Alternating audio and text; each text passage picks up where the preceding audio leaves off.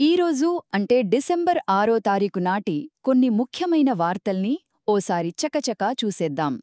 మనం రోజూ చూసే ఎన్నో విషయాలు, మన డబ్బు దగ్గర్నుంచి మనం వాడే టెక్నాలజీ వరకు, మన జీవితంపై నేరుగా ప్రభావం చూపే కొన్ని కీలకమైన మార్పుల గురించి ఇప్పుడు మాట్లాడుకుందాం.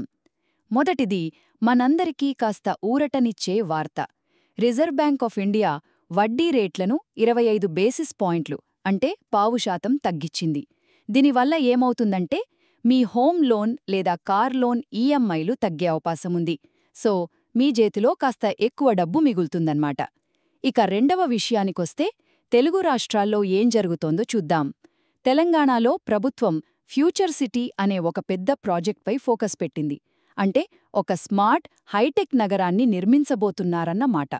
మరోవైపు ఆంధ్రప్రదేశ్లో స్కూల్లోలో విద్యా ప్రమాణాలను పెంచడానికి డిప్యూటీ సీఎం పవన్ కళ్యాణ్ ఒక మెగా పేరెంట్ టీచర్ మీటింగ్ నిర్వహించారు.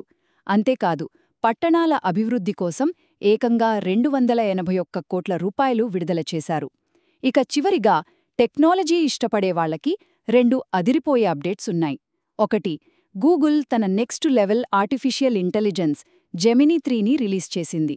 రెండవది, యాపిల్ నుంచి మనం ఎప్పట్నుంచో ఎదురుచూస్తున్న ఫోల్డబుల్ ఐఫోన్ మార్కెట్లోకి వచ్చేందుకు రెడీ అవుతోంది. ఇది నిజంగా స్మార్ట్ఫోన్ ప్రపంచాన్ని మార్చేస్తుందేమో చూడాలి. సో మన డబ్బు వ్యవహారాల నుండి మనం వాడబోయే ఫోన్ల వరకు ఈరోజు జరిగిన ఈ మార్పులు రాబోయే రోజుల్లో మనపై ఖచ్చితంగా ప్రభావం చూపిస్తాయి.